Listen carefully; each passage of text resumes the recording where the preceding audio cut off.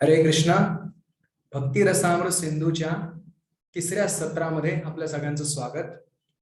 तर श्रील रूप गोस्वामींनी भक्ती रसामृत सिंधूच्या पहिल्या सत्रामध्ये आपण पाहिलं की भक्तीची व्याख्या करतायत श्रील रूप गोस्वामी की अन्याभिलाषिता शून्यम ज्ञान कर्मादि अनावृतम आनुकूल्येन कृष्णानुशीलनम भक्तिरुत्तमा. उत्तम भक्ती म्हणजे काय? अन्य अभिलाषिता शून्यम, अन्य कुठलीही अभिलाषा मनामध्ये नाहीये, केवळ कृष्ण सुखैक तात्पर्य म्हणजे कृष्णाचं सुख, भगवान श्रीकृष्णाचं सुख हेच आपल्या सर्व काया वाचा मन यांनी केलेल्या सर्व कृतींचं तात्पर्य कृष्णाला संतुष्ट करणं. तर याला म्हणतात अन्याभिलाषिता शून्यम ज्ञान कर्मादि अनावृतम. म्हणजे कुठल्याही प्रकारचं जे अद्वैत ज्ञान आहे किंवा उपभोगासाठी केले जाणारे विविध कर्म आहेत तर त्याने अनावृत असं जे आहे अशी जी पद्धत आहे. आणि आनुकूल्येन कृष्णानुशीलनम, अनुकूल भावाने कृष्णाला संतुष्ट करण्याचा वारंवार केलेला जो अभ्यास आहे भक्तिरुत्तमा, त्याला उत्तम भक्ती असं म्हटलेलं आहे. तर दुसऱ्या सत्रामध्ये आपण पाहिलं की अशी उत्तम भक्ती केल्यानंतर त्याची लक्षणं काय आहेत. तर आपण पाहिलं की जो भक्ती करायला सुरुवात करतो लगेचच त्याच्या हृदयामध्ये विविध प्रकारचे अनुषंगिक आणि विविध प्रकारची मुख्य फळं यांचा उदय त्याच्या हृदयामध्ये होतो. तर कुठले गुण त्याला प्राप्त होतात जेव्हा तो भक्ती करायला सुरुवात करतो. तर आपण पाहिलं क्लेशअग्नी, की आपण विविध प्रकारच्या तापांनी आपल्याला सतावलंय, जन्मांतरी आपल्याला याच्यातून सुटका नाही प्राप्त होत आहे, पण तो क्लेशाचा जो एवढा प्रचंड व्याप आहे त्याच्यातून आपली पूर्णपणे मुक्तता भक्ती करायला सुरुवात केल्यानंतर लगेच आपण आपल्या आयुष्यामध्ये पाहायला सुरुवात करू शकतो. प्रत्यक्ष अवगमम धर्म्यम, प्रत्यक्ष अनुभवाला आपल्याला मिळतं की क्लेश जे आहेत ते आपल्यावर, क्लेश कदाचित असतील पण आपल्यावर त्यांचा प्रभाव आता दिसायला बंद होतो. तर त्याच्यातून जे पाप, प्रारब्ध कर्म, अप्रारब्ध कर्म, त्यानंतर जे पाप करण्याची जी वासना आहे ती आणि त्याचं जे मूळ आहे अविद्या, या सर्वांवर भक्ती एका कुऱ्हाडीच्या आघाताने जसं एक पापवृक्ष जो आहे तो पूर्णपणे कापून टाकला जातो. त्यानंतर शुभदा, 4 प्रकारचे शुभ लक्षण भक्ती करणाऱ्यामध्ये प्राप्त होतात. जगत प्रीणनम, संपूर्ण जग त्याच्यावर प्रेम करतं. जगताम अनुरक्तता, म्हणजे तो सर्व जगासाठी, त्यांच्या भल्यासाठी त्यांच्यावर कृपा करतो आणि भक्तीचा प्रचार करतो. नंतर सुदुर्लभा, जी ब्रह्मदेव, शंकर इत्यादी महान प्रवृत्तींना सुद्धा मिळण्यासाठी दुर्मिळ आहे, अशा प्रकारची जी भक्ती आहे ती साधकाला प्राप्त होते भाव स्तरावर. खरं तर भगवान शंकर आणि भगवान ब्रह्मदेव हे दोन्ही भगवंतांचे शुद्ध भक्त आहेतच, पण मुद्दाम दुर्लभत्व दाखवण्यासाठी या विशेष महान प्रवृत्तींचं उदाहरण दिलेलं आहे. त्यानंतर सद्गुण, विविध प्रकारचे सद्गुण जे देवतांमध्ये प्राप्त त्यांना करण्यासाठी एवढे कष्ट करायला लागतात ते सहज भक्ती करणाऱ्याला प्राप्त होतात, सर्व सद्गुण. तर हे जे आणि सर्व प्रकारची सुख सुद्धा प्राप्त होतात, पण शुद्ध भक्त मात्र या सुखांकडे ढुंकूनही पाहत नाहीत, कारण त्याला परम सुख म्हणजे भगवंतांच्या चरणांची सेवा करण्याचं सुख जे प्राप्त झालेलं आहे त्यामुळे त्याला बाकी सर्व सुख कसपटा समान वाटतात. तर ही 6 भक्तीची लक्षणं आपण त्यानंतर सांद्रानंद विशेषात्मा, जे ब्रह्मसायुज्या मधलं जे सुख आहे त्याला 1000 कोटी गुणांनी जरी कोणी गुणाकार केला तरी सुद्धा भक्ती समुद्राच्या एक थेंबासोबत सुद्धा त्याची तुलना होऊ शकत नाही. तर हे प्रेम स्तरावर या प्रकारचा आनंद प्राप्त होतो. भगवत प्रेम स्तरावर आपण तर आता सध्या सुरुवात केली. आणि शेवटी कृष्णाकर्षणीचे सा, भगवान श्रीकृष्ण जे सर्व अखिल ब्रह्मांड अनंत कोटी ब्रह्मांडाचे पालक आहेत, त्यांना सुद्धा एखादा छोटासा भक्त आपल्या प्रेमाद्वारे आकर्षित करून घेऊ शकतो. हे 6 लक्षणं उत्तम भक्ती करण्याची 6 लक्षणं आपण मागच्या वेळेला पाहिली. यावेळेला आपण तिसरं सूत्र पाहणार आहोत आणि याचं नाव आहे साधन भक्ती म्हणजे काय. तर आपण प्रार्थनेने सुरुवात करूया. ओम ज्ञानतिमिरान्धस्य ज्ञानाञ्जनशलाकया चक्षुरुन्मिलितं येन तस्मै श्रीगुरवे नमः. श्रीचैतन्यमनोभीष्टं स्थापितं येन भूतले स्वयं रूपः कदा मह्यं ददाति स्वपदान्तिकं. जय श्री कृष्ण चैतन्य प्रभु नित्यानंद श्री अद्वैत गदाधर श्रीवासदि गौर भक्त वृंद. हरे कृष्ण कृष्ण कृष्ण हरे हरे, हरे राम राम राम हरे हरे. तर साधन भक्ती, व्याख्या, स्तर व अधिकारी यांबद्दल आपण आज पाहणार आहोत. तर भक्तीचे 3 प्रकार आहेत. प्रकार याचा अर्थ 3 आपण म्हणू की एकानंतर एक जे भक्तीचे स्तर आहेत ते आहेत. ते सांगितले साधन भक्ती, आणि ती साधन भक्ती केल्यानंतर भगवंताविषयी भाव निर्माण होतो. म्हणजे भगवंतांच्या भेटण्यासाठी हृदय, भगवंतांना भेटण्यासाठी जी इच्छा आहे किंवा भगवंतांची सेवा करण्यासाठी जी इच्छा आहे किंवा भगवंतांसोबत प्रेमाची आदान प्रदान करण्याची जी इच्छा आहे ती एवढी तीव्र होते की हृदय त्याने मृदू व्हायला सुरुवात होते. त्याला भावभक्ती म्हणतात. आणि हीच भावभक्ती अत्यंत प्रगाढ झाल्यानंतर त्याला प्रेमभक्ती असं म्हणतात. तर हे 3 प्रकार आपण भक्तीचे पाहिले.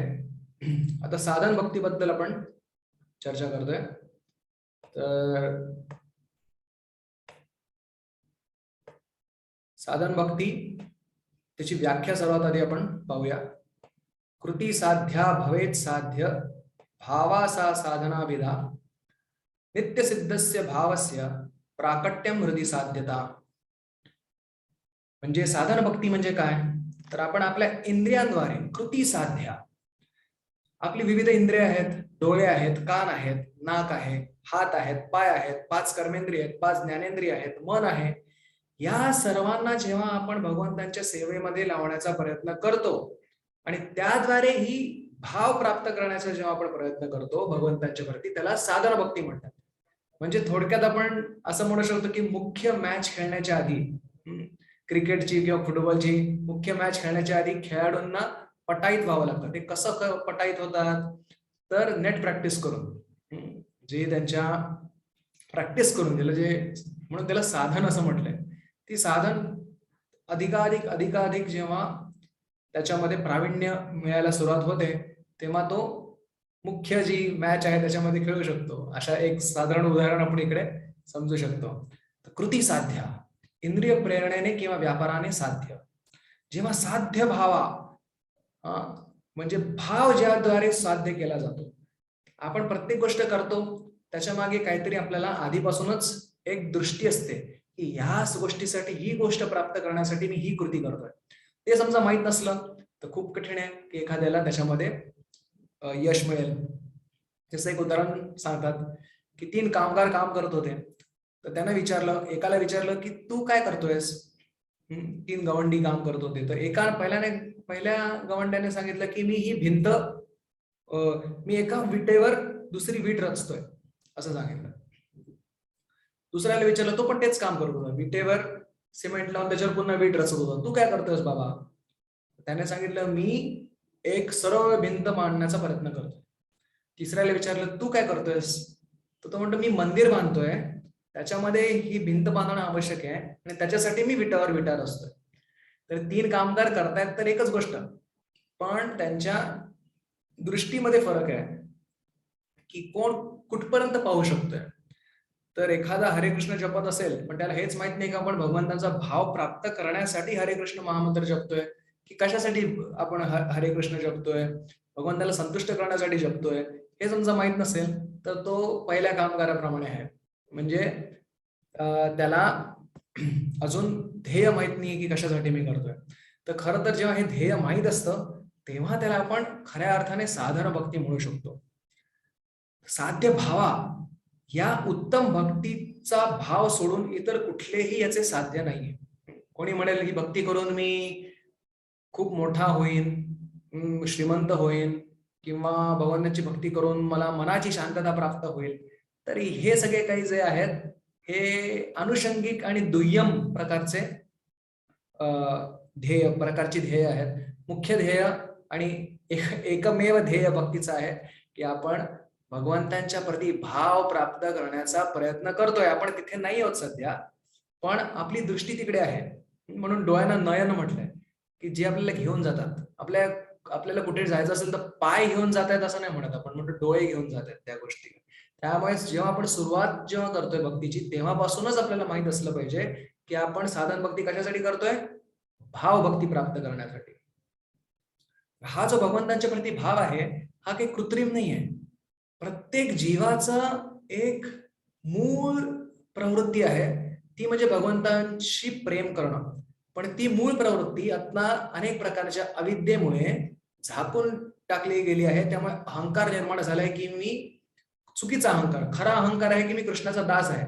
पण हा अहंकार सोडून दुसरा कुठलाही अहंकार, मी इंडियन आहे, मी अमेरिकन आहे, मी भारतीय आहे, मी पाश्चात्य आहे, मी स्त्री आहे, मी पुरुष आहे, तर मी हा शरीराशी संबंधित अभिमान याला मिथ्या अहंकार म्हणतात.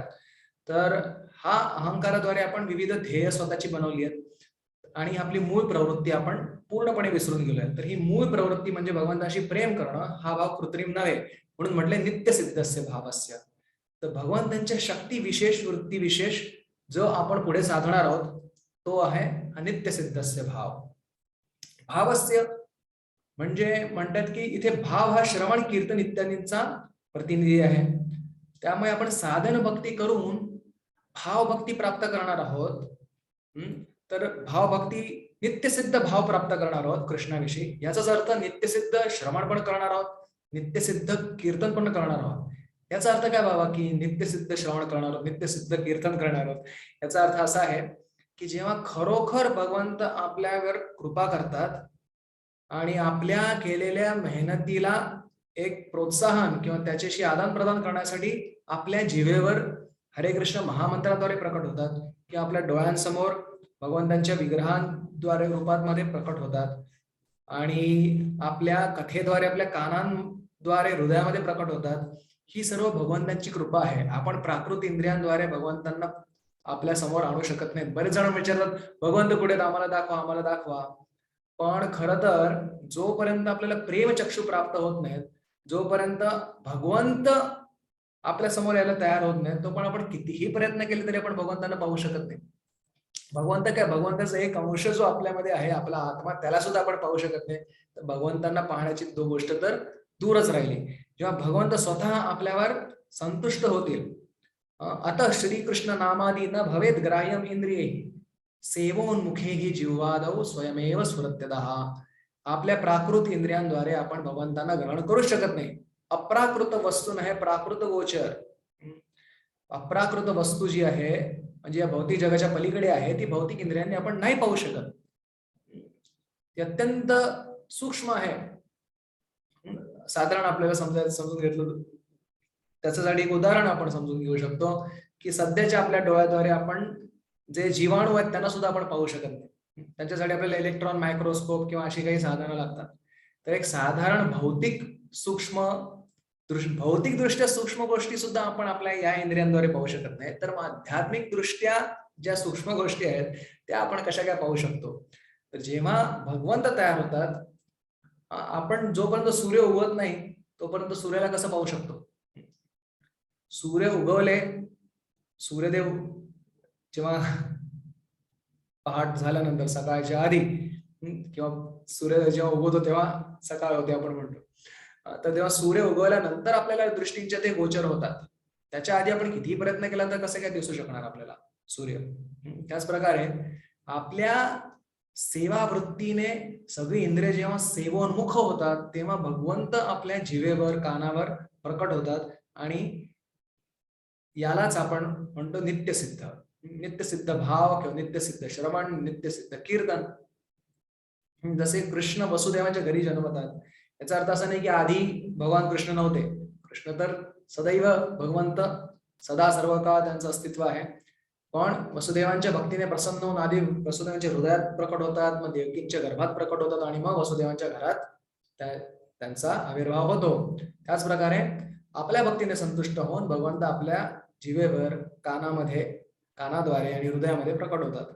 सर्व गोष्ट आहे आणि यालाच साधन भक्ती म्हणतात. साधन भक्ती हा आपला प्रयत्न आहे भगवंतांना सांगण्याचा की भगवंता, मी या साधनासाठी गंभीर आहे, कृपा करून तुम्ही मला लवकरात लवकर तुमची कृपा द्या.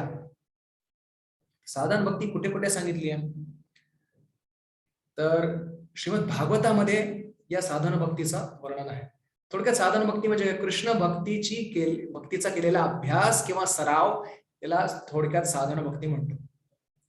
तस्माद् वैरानुबंधेन निर्वैरेण भयेन वा स्नेहात कामेन वा युञ्जात कथंचित नेक्षते पृथक. श्रीमान नारद मुनी त्यांच्या मतानुसार ही साधन भक्ती काय आहे की कुठल्याही भावाने, ते म्हणतात वैर असू दे, निर्वैर असू दे, भय असू दे, स्नेह, काम इत्यादी भावाद्वारे भगवंतांविषयी आपला जो अभिनिवेश आहे, आपलं मन जे ते भगवंतामध्ये गुंतवलं पाहिजे. तर इकडे एक स्पष्टीकरण आवश्यक आहे की जेव्हा असं म्हणतात नारद मुनी की भय आणि द्वेषाने जरी कोणी भगवान श्रीकृष्णाचे स्मरण केले तर भगवंत त्याचे मंगल करतात, तर मग आपण भगवंताचं भयाने आणि द्वेषाने केलं पाहिजे का स्मरण? तर नाही. कुठला पामर भक्ती न करता त्यांचा द्वेष करेल? म्हणजे अनुकूल भावानेच आपण भगवंतांची भक्ती केली पाहिजे. फक्त आपल्याला समजावण्यासाठी सांगितलंय की भय द्वेषाने जरी कोणी भगवंतांकडे पाहिलं तरी सुद्धा भगवंत त्याचं कल्याण करतात. तर मग जो प्रेमाने पाहिल, जो स्नेहाने, अप्राकृत कामाने जेव्हा भगवंतांकडे पाहिल, तेव्हा भगवंत त्याच्यावर किती कृपा करतील. तस्मात केनापि उपायन मनः कृष्णे निवेशयेत्. कुठल्याही उपायाद्वारे मन कृष्णामध्ये निवेश करणं अत्यंत आवश्यक आहे. केनापि उपायन याचा अर्थ सांगतायत जीव गोस्वामी आणि विश्वनाथ चक्रवर्ती ठाकूर. मन अनुकूल, भगवंतांना अनुकूल किंवा आपल्या मनाला अनुकूल अशा भावाने, वात्सल्य मोह गुरु गौरव सेव्य भावई यम क्रोध काम सहज प्रणयादि भीति वात्सल्य मोह गुरु गौरव सेव्य भावई संचिन्य तस्य सदृशीं तनुमापुरेते गोविंदम आदि पुरुषम तमहम भजामि.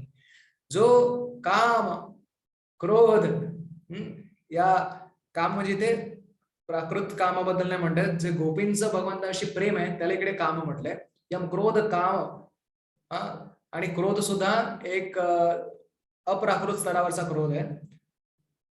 सहज प्रणयादि भीती वात्सल्य गुरु गौरव सेव्य भावई, म्हणजे भगवंताविषयी शांत भाव, दास्य भाव, सख्य भाव, वात्सल्य भाव किंवा माधुर्य भाव, या कुठल्याही भावाद्वारे जेव्हा आपण भगवंतांमध्ये मन नियुक्त करतो तेव्हा भगवंतांना त्या सेवेसाठी लागणार ज्या प्रकारचं शरीर आहे ते सिद्ध शरीर आपल्याला प्राप्त होतं. उत्कृष्ट उपायाने, निर्वैर उपायाने, काम इत्यादी एकतर उपायाने, म्हणजे असं नाही म्हणू शकत मी भगवंतांना वात्सल्य भावाने पण पाहतो आणि सख्य भावाने पण पाहतो, असं नाही शक्य. एकतर भावाने जेव्हा मन आणि इंद्रिय कृष्णामध्ये निविष्ट होतात तेव्हा त्याला साधन भक्ती म्हटलं जातं. ही साधन भक्ती दोन प्रकारची आहे. कुठल्या दोन प्रकारची आहे? वैधी, रागानुगा. समजा भक्ती करण्याचे कारण लोभ असेल तर त्याला रागानुगा म्हणतात. लोभ म्हणजे काय?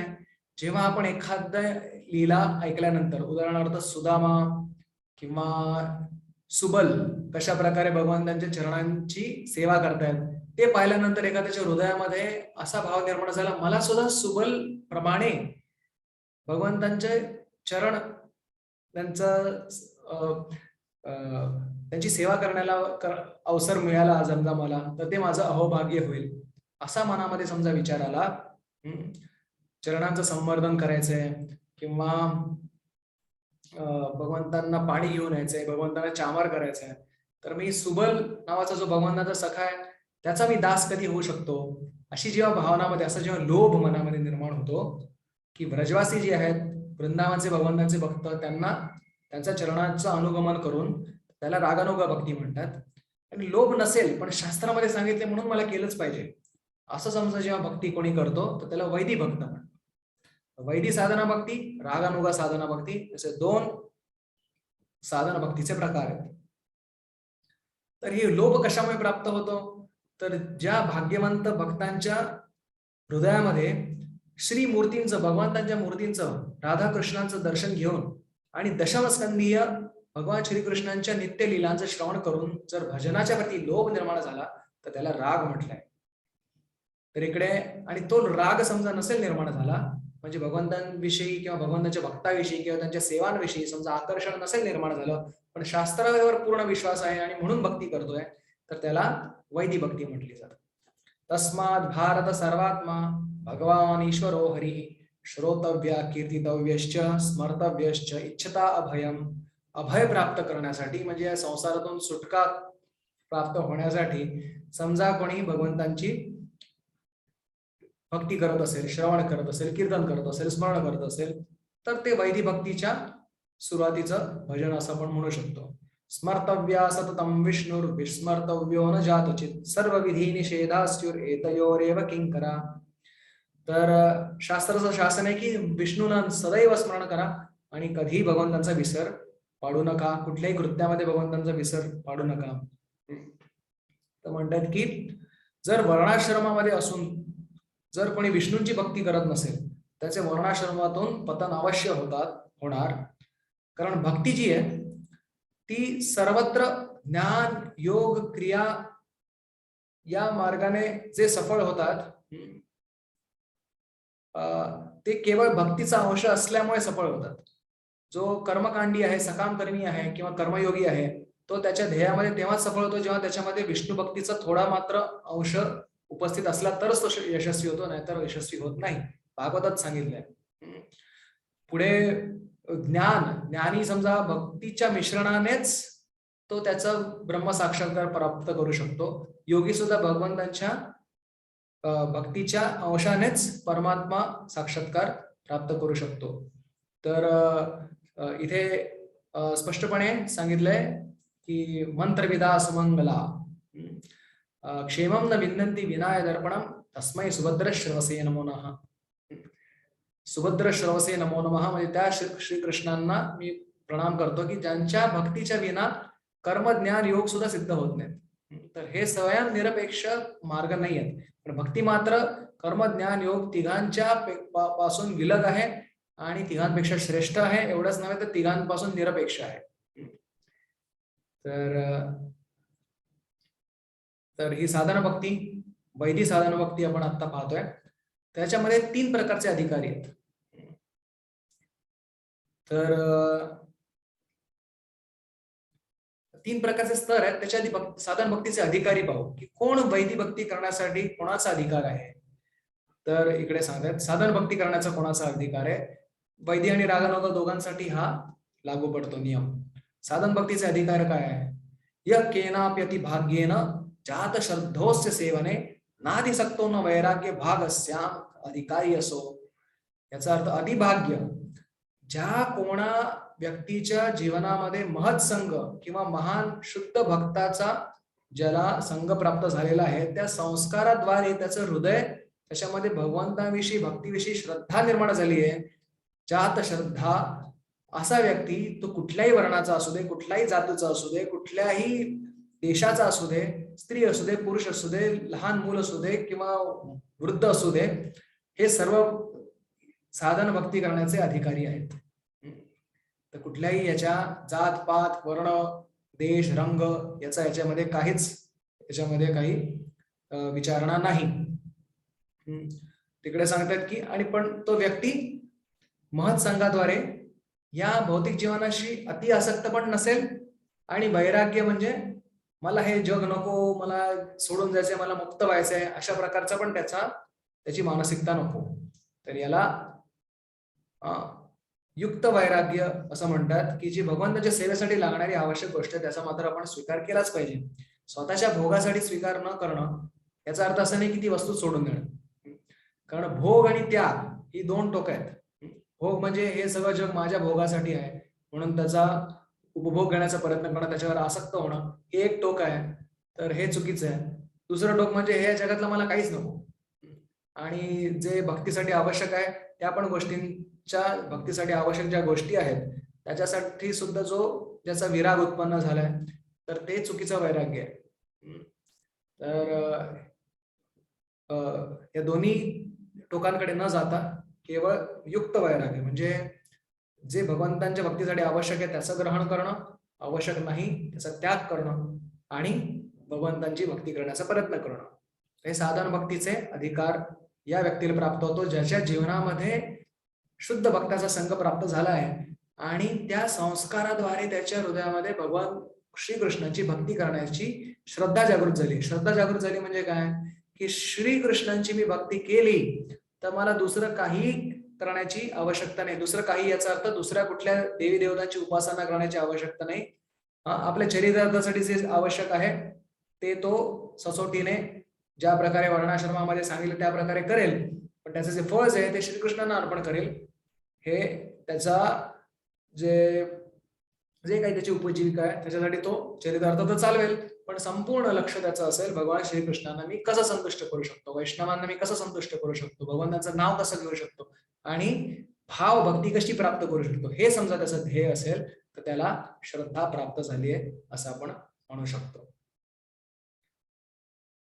आणि असा श्रद्धा प्राप्त झालेला अत्यंत भाग्यवान आहे. ब्रह्मांड भ्रमिते कोण भाग्यवान जी गुरु कृष्ण प्रसादे पाय भक्ती लता बीज. संपूर्ण जगामध्ये 84 कोटी योनींमध्ये अनंत जीव भ्रमण करतायत आपल्या कर्मानुसार, पण त्यांच्यापैकी एखादा गुरु आणि कृष्णाच्या कृपेने श्रद्धा प्राप्त करतो. तर हे किती दुर्मिळ आहे हे आपण समजू शकतो. तर श्रीमद भागवतामध्ये सांगितलंय यदृच्छया मत्कथादौ जात श्रद्धोस्तु यः पुमान् न निर्विण्णो नातिसक्तो भक्तियोगोस्य सिद्धिदः. याच्याबद्दल पुन्हा भागवतामध्ये सांगितले की यदृच्छया, यादृच्छिक म्हणजे कोणाच्या अति भाग्याने कोणाला भगवंताच्या भक्ताचा संघ प्राप्त झालाय. मत कथादौ जात श्रद्धा, माझ्या कथा ऐकण्यामध्ये म्हणजे श्रीकृष्णाच्या कथा ऐकण्यामध्ये ज्याला श्रद्धा निर्माण झाली आहे, म्हणजे मला कर्म ज्ञान योग काही करण्याची आवश्यकता नाही, इतर कुठल्या देवी देवतांची उपासना करण्याची आवश्यकता नाही, कारण भगवंत मूळ आहेत. मुळाला पाणी घातलं तर बाकी सगळ्या फांद्यांना आणि पुष्पांना फळांना वेगळं पाणी घालण्याची आवश्यकता नाहीये. अहम आदिर्हि देवानाम महर्षीणाम च सर्वशः. भगवान कृष्ण सांगतात मी सर्व ऋषींचं सर्व देवतांचं मूळ आहे, त्यामुळे मला पाणी घातलं, भगवंतांची भक्ती केली तर इतरांना आपोआपच त्याचा लाभ मिळणार आहे. इतर देवी देवता आपोआपच त्याच्यातून संतुष्ट होणार आहेत.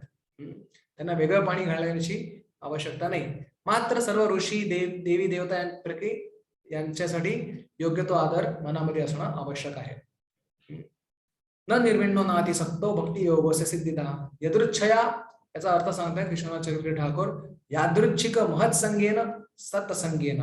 भक्ती प्राप्त करण्याचा एकमेव उपाय आहे सत्संग, शुद्ध भक्तांचा संघ प्राप्त करणं. आणि संघ म्हणजे केवळ त्यांच्या जवळ असणं असा अर्थ नाही, शारीरिक दृष्ट्या जवळ असणं असा अर्थ नाही आहे. संघ म्हणजे त्यांची सेवा करणं, त्यांच्याकडून ऐकणं आणि त्यांची कृपा प्रसाद प्राप्त करण्यासाठी प्रयत्न करणं. तर याला सत्संग म्हणतात. निर्विण्ण, एखादं कोणा या जगात हे मला जग सोडायचंय, मी कंटाळलो या जगाला, अशा प्रकारचा ज्याला जो मानसिकता आहे त्याचा ज्ञान म्हणजे ब्रह्म साक्षात्काराचा त्याचा अधिकार आहे. अति आसक्त असलं तर कर्म करण्याचा अधिकार आहे, ज्याच्याकडून जो स्वर्ग प्राप्त करू शकतो, ऐहिक आणि पारलौकिक सुख प्राप्त करू शकतो. पण या दोघांनाही भक्तीचा अधिकार नाहीये. भक्तीचा अधिकार त्यालाच आहे जो अति आसक्ती रहित आहे आणि निर्विण्णत्व पण रहित आहे. फल्गू वैराग्य नाहीये त्याचं, शुद्ध युक्त वैराग्य आहे. तर अशाद्वारे निर्वेद एखाद्याच्या मध्ये निर्माण होतो. तो निष्काम कर्म करून करून करून जेव्हा हृदयामध्ये फक्त मुक्तीचीच इच्छा राहते तर त्याला निर्वेद म्हणतात. तो ज्ञान योग करण्याचा अधिकारी आहे. पण भक्तीमध्ये तर भुक्ती आणि मुक्ती दोन्ही इच्छा असता कामा नयेत. केवळ भगवंतांची सेवा करण्याचीच एकमेव इच्छा त्याच्या हृदयामध्ये असली पाहिजे. आणि समजा अति आसक्ती असली तर ती कशामुळे, त्याचं कारण काय, अनादि अविद्या. अनादि अविद्या हे त्याचं कारण आहे. म्हणजे अनादि काळापासून आपल्याला अविद्येने ग्रासलेले. अविद्या काय आहे, मी भगवंताचा सेवक आहे हे विसरून जाणं, भगवंतांशी बहिर्मुख होणं, त्यामुळे आपण इतक्या प्रकारची दुःख आपण भोगतोय की त्या अविद्या हेच त्याचं सर्वात मूळ कारण आहे. आणि अत्यासक्ती रहित होण्याचं कारण काय? तर महत्संग. जेव्हा भगवंतांच्या शुद्ध भक्तांचा संघ आपल्याला प्राप्त होतो, तेव्हा आपली हृदयामधून जी अति आसक्ती ती सगळी निघून जाते. जी कुठली वस्तू मिळेल ती मी कृष्णाला कशी अर्पण करू शकतो.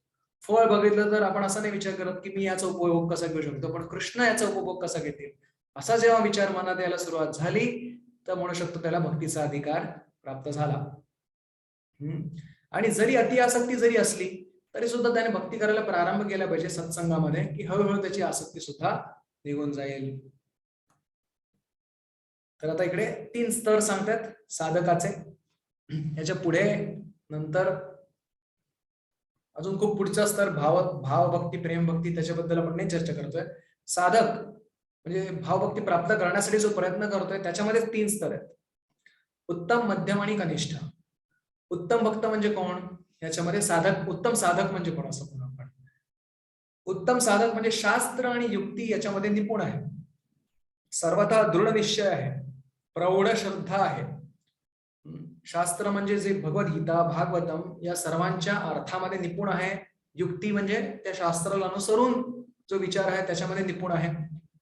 सर्वथा दृढ निश्चय आहे भक्ती करण्यामध्ये, आणि श्रद्धा त्याची एकदम सुदृढ आहे. त्याला आपण उत्तम भक्त म्हणू शकतो.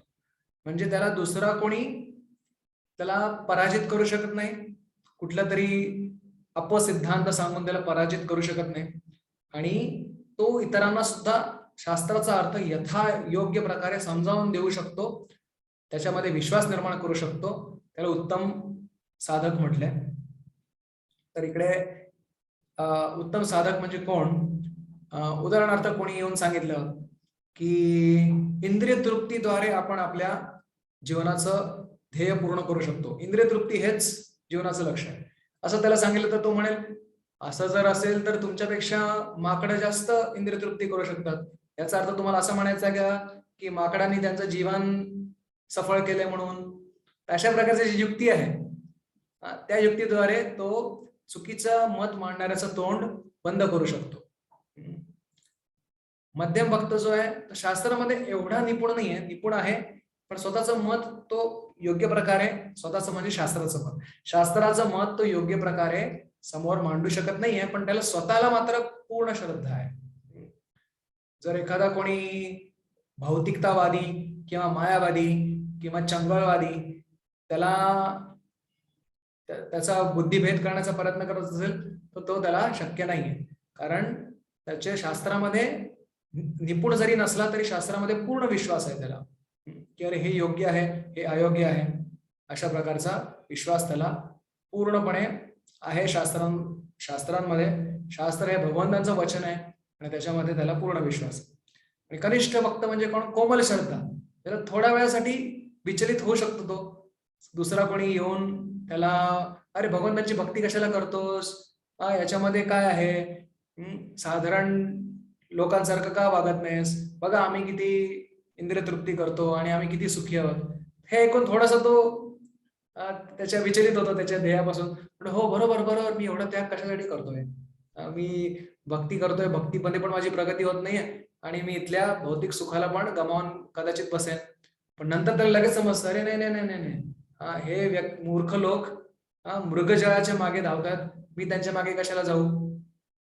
मृगजळ म्हणजे जे वाटतं की तिकडे सुख आहे पण तिकडे सुख नाहीये, त्याला मृगजळ म्हणतात. तर भौतिक जगातील सगळं सुख मृगजळाप्रमाणे आहे. तर मृगजळाच्या मागे कोण पळतात? मनुष्य पळतात का? नाही, पशु पळतात. तर मग मृगजळाच्या मागे कोणी पळत असेल तर त्याला तो पशुतुल्य आहे. आणि म्हणून त्या भक्ताला थोडा वेळ दिला तर तो पुन्हा शास्त्राच्या मार्गावर परत येतो, आणि म्हणून त्याला कोमल श्रद्धा असं म्हटलेलं आहे, आणि किंवा कनिष्ठ भक्त म्हटलंय. ते एखादा मिश्र भक्त सुद्धा शुद्ध साधक होऊ शकतो. मिश्र भक्त म्हणजे हृदयामध्ये भुक्ती मुक्ती म्हणजे धन प्राप्त करण्याची किंवा पुढच्या आयुष्यामध्ये स्वर्ग प्राप्त करण्याची किंवा मोक्ष प्राप्त करण्याची इच्छा आहे, तर त्याला मिश्र भक्त म्हणतात. ते सुद्धा भगवंत द्यायला तयार, पण शुद्ध भक्तासाठी भगवंत खास त्याला भगवत धामामध्ये प्रेम भक्ती द्यायला तयार आहेत. एखाद्याकडे 1,00,000 रुपये असले, त्याच्यात 1 रुपया पण असतो, त्याच्यात 1 पैसा पण त्या 1,00,000 रुपयामध्ये समावलेला असतो. तर मग त्या 1 रुपया आणि 1 पैशासाठी आपण कशाला जा? हं? योग्य जो उद्योग करणार आहे तो सगळ्यात जास्त त्याचा काय लाभ आहे त्याच्यासाठी प्रयत्न करेल. ते मनुष्य जीवन आपल्याला मिळालंय तर भगवत भक्तीसाठीच आपण प्रयत्न केला पाहिजे. आणि जे रूप गोस्वामीकडे सांगतात, तत्र गीतादिषु उक्तानां चतुर्णाम अधिकाराणाम मध्ये यस्मिन भगवत कृपा स्यात् तत्प्रियस्य वा.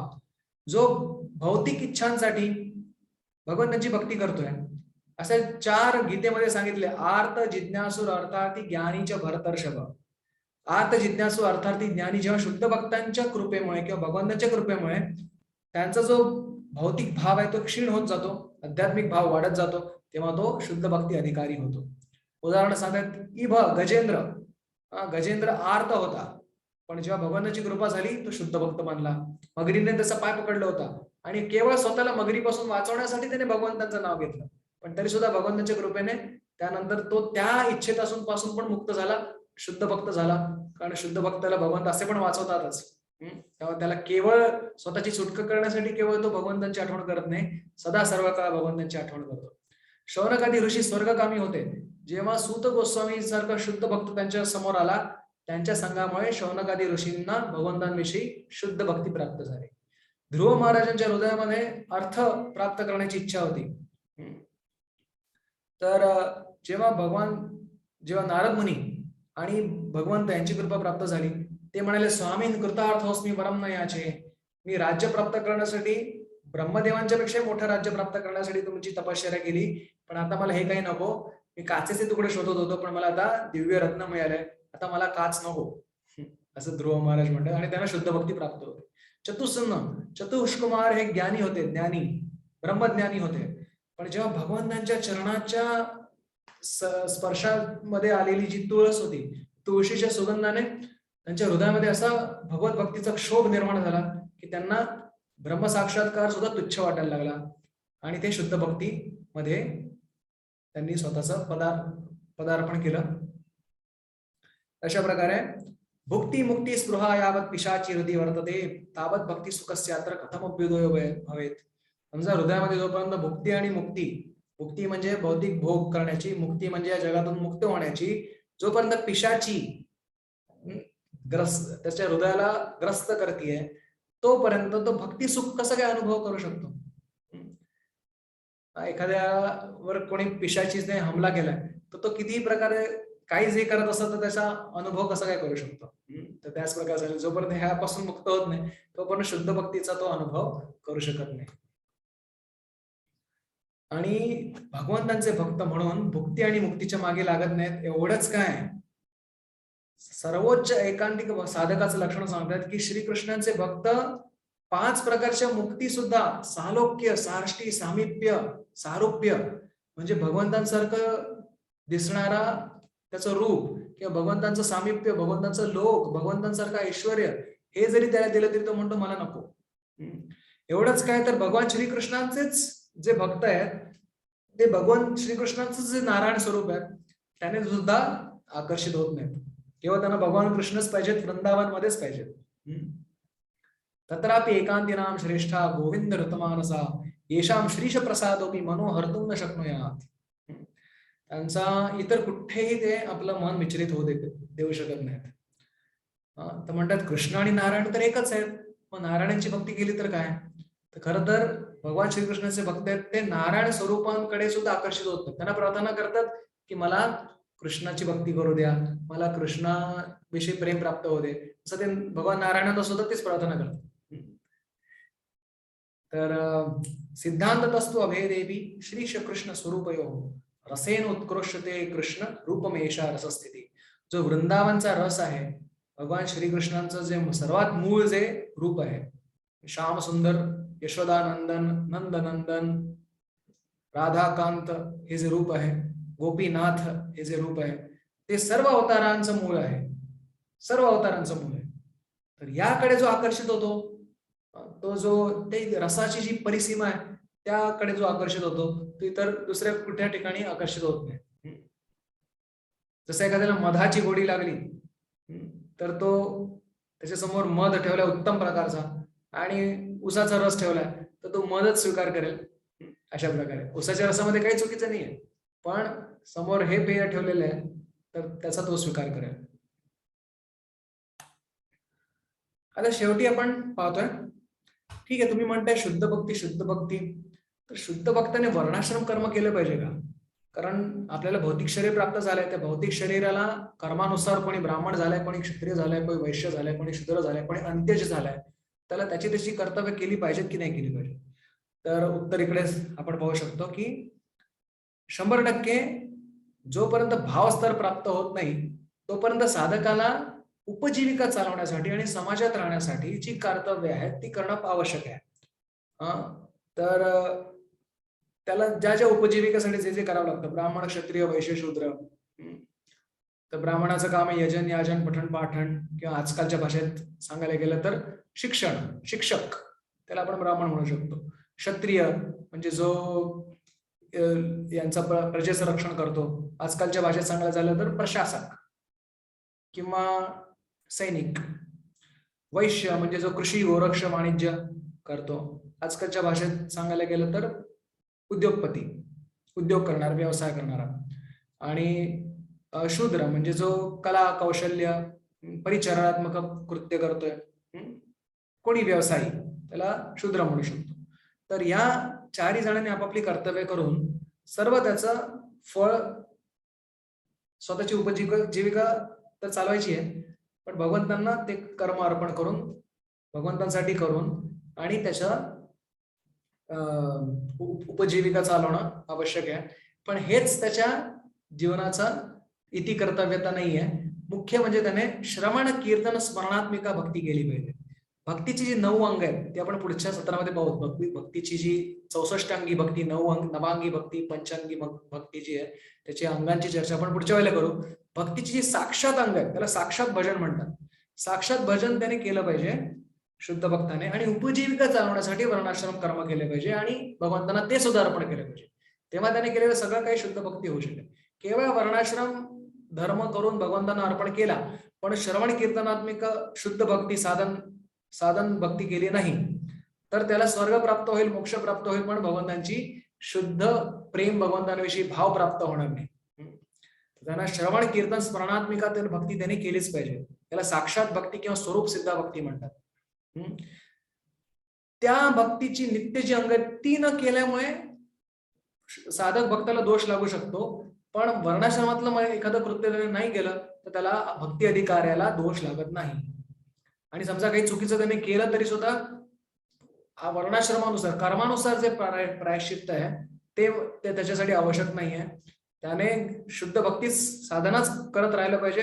त्याच्याद्वारे तो सर्व प्रकारच्या पापातून मुक्त होणार, सर्व प्रकारच्या दोषातून मुक्त होणार आणि केवळ आपल्या अधिकारावर स्थित राहून त्याने उपजीविकेसाठी योग्य ते अनुकूल, भक्तीला अनुकूल वर्णाश्रम कर्म करून आणि भक्तीला प्रतिकूल जरी ते वर्णाश्रम जरी धर्म असला पण भक्तीला प्रतिकूल असला तर त्याचा त्यांनी त्याग करून स्वतःची उन्नती केली पाहिजे. आणि भावस्तर प्राप्त केल्यानंतर तो वर्णाश्रमाचा स्वरूपता सुद्धा त्याग करू शकतो, भाव आणि प्रेम स्तर प्राप्त केल्यानंतर. पण भावस्तर प्राप्त होईपर्यंत साधकाने भगवंतांची शुद्ध भक्तीच केली पाहिजे, श्रवण कीर्तन स्मरणात्मिका, पण उपजीविका चालवण्यासाठी वर्णाश्रमाद्वारे त्याचं जे कृत्य कर्तव्य आहे ते करून त्याची फळ भगवंतांना अर्पण करून त्याच्यातून स्वतःची उपजीविका सुद्धा चालवली पाहिजे. तर इकडे आपण साधन भक्ती म्हणजे काय याच्याबद्दल पाहायला मी थोडक्यात तुम्हाला पुन्हा सांगतो. साधन भक्ती भावभक्ती करण्यासाठी केली जाते. त्याच्या पुढचा स्तर प्रेम भक्ती. कृती साध्या भावेत साध्य भावासा साधना भेदा, म्हणजे इंद्रियांच्या व्यापाराद्वारे जेव्हा आपण भगवंताविषयीचा भाव हृदयामध्ये प्रकट करण्यासाठी जेव्हा आपण एखादा प्रयत्न करतो, प्रयास करतो, तर त्याला साधन भक्ती म्हणतात. आणि इथे संदर्भ आपण पाहतो, भैरानुमन्येन निर्वैरेण भयेन वा, कुठल्या ना कुठल्या योग्य अनुकूल उपायाद्वारे भगवंतांवर मन निविष्ट करणं अत्यंत आवश्यक आहे. आणि भक्तीचे 2 प्रकार, साधन भक्तीचे 2 प्रकार सांगितले, वैदी रागानोका. भगवंतांच्या भक्तांविषयी त्यांच्या विशेष केलेल्या ब्रजवासांच्या सेवेविषयी लोभ निर्माण झाला तर त्याला रागभक्ती म्हणतात.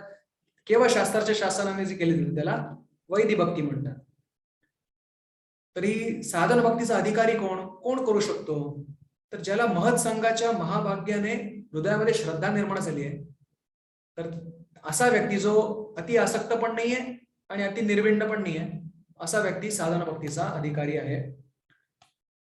आणि साधकाचे 3 स्तर पाहिले: उत्तम, मध्यम, कनिष्ठ. उत्तम म्हणजे जो शास्त्र युक्तीमध्ये निपुण आहे, दुसऱ्याला पण समजावून सांगू शकतो, कुमत जे आहेत, कुतर्क आहेत त्याला खंडन करू शकतो, हाणून पाडू शकतो. मध्यम वक्ता आहे, कदाचित कुमत खंडन करू शकत नाही, पण स्वतःचा मात्र त्याला पूर्ण शास्त्रामध्ये विश्वास आहे, त्याला कोणी विचलित करू शकत. कनिष्ठाला थोड्या वेळासाठी कोणीतरी दुसरं विचलित करू शकतो, पण पुन्हा ते गुरु आणि शास्त्राने सांगितलेल्या मार्गावर परत येतात, तर तो कनिष्ठ भक्त आहे. आणि जो मिश्र भक्त आहे, जो ज्याला भुक्ती मुक्तीची इच्छा आहे, तो केवळ शुद्ध भक्तांच्या आणि भगवंतांच्या कृपेने साधन भक्तीमध्ये येऊ शकतो. उदाहरण सांगितलंय, गजेंद्र, शौनक, ध्रुव, चतुस्सन, चतुष्कुमार यांना भुक्ती आणि मुक्तीची इच्छा होती म्हणून त्यांनी भक्ती केली, पण भगवंतांच्या आणि भक्तांच्या शुद्ध भक्तांच्या कृपेने ते सुद्धा शुद्ध भक्तीमध्ये त्याचे साधक झाले आणि नंतर पुढे जाऊन त्याला भाव आणि प्रेम प्राप्त झालं. तर जोपर्यंत भुक्ती मुक्तीची इच्छा हृदयामध्ये आहे तोपर्यंत भक्ती सुख आपण अनुभव करू शकत नाही. ते स्पृहा म्हटलंय, म्हणजे इकडे अनर्थाच्या रूपामध्ये आपल्याला माहितीये की हा अनर्थ आहे, की अरे मला भौतिक इंद्रिय तृप्ती नकोय, पण एक ती इच्छा येते आणि आपण ती म्हणतोय, भगवंतांना प्रार्थना करतोय, भगवंत मला हे नको, तर त्याला अनर्थ म्हणतात. तरी त्याला मिश्र भक्त म्हणत नाहीत, तो शुद्ध भक्तीच करतोय, कारण त्याला माहितीये की हे मला नकोय म्हणून. जरी ते पुन्हा पुन्हा त्याच्या मनामध्ये त्याला सतावतायत अनर्थ, तरी सुद्धा तो शुद्ध भक्तच आहे. तो जो त्याच्या भौतिक इच्छांच्या मागे धावतोय आणि त्यासाठी भक्ती करतोय त्याला मिश्र भक्त म्हणतात. तो भक्ती सुखाचा, शुद्ध भक्ती सुखाचा अनुभव करू शकत नाही. आता सर्वोच्च ऐकांतिक साधकाचं लक्षण काय? त्याला भुक्ती नकोय, स्वर्ग मोक्ष नकोय, एवढंच काय तर वैकुंठामधले 4 प्रकारच्या मुक्ती सुद्धा नकोय, एवढंच काय तर भगवान नारायणांच्या कडे पण तो आकर्षित होत नाहीये, केवळ भगवान श्रीकृष्णांकडेच, ते सुद्धा वृंदावन मधलं जे भगवान श्रीकृष्णांचं मूळ रूप आहे त्याकडे तो आकर्षित होतोय, कारण तोच सर्वोच्च रसाची जी परिसीमा आहे. आणि भक्ताने वर्णाश्रम केला, कर्म केला पाहिजे का? तटस्थ राहून केलं पाहिजे. जोपर्यंत त्याला भाव प्राप्त होत नाही तोपर्यंत समाजात राहण्यासाठी, उपजीविका चालवण्यासाठी तो त्याच्या वर्णानुसार, आश्रमानुसार जे कर्तव्य तो करतो, पण ते जे भक्तीला अनुकूल आहे तेच करतो. भक्तीला प्रतिकूल असेल तर नाही करत. आणि शुद्ध भक्तीमध्येच, साधन भक्तीमध्येच आपलं सर्व हृदय त्याने समर्पित केलेलं आहे. आणि भावस्तर प्राप्त झाल्यानंतर त्या वर्णाश्रम कर्माचा तो पूर्णपणे त्याग करू शकतो. तर हे साधन भक्ती बद्दल आपण आज पाहिला. धन्यवाद. तर इथे आपण या 3 आत्तापर्यंतची सत्र झाली, तर त्याच्यामध्ये आपण भक्तीची व्याख्या पाहिली, शुद्ध भक्तीची व्याख्या पाहिली, भक्तीची लक्षणं पाहिली, आणि आज साधन भक्ती म्हणजे काय ते पाहिलं. पुढच्या वेळेला आपण साधन भक्तीची अंग कुठली आहेत, वेगवेगळी अंग, त्याबद्दल आपण पाहणार आहोत. हरे कृष्ण.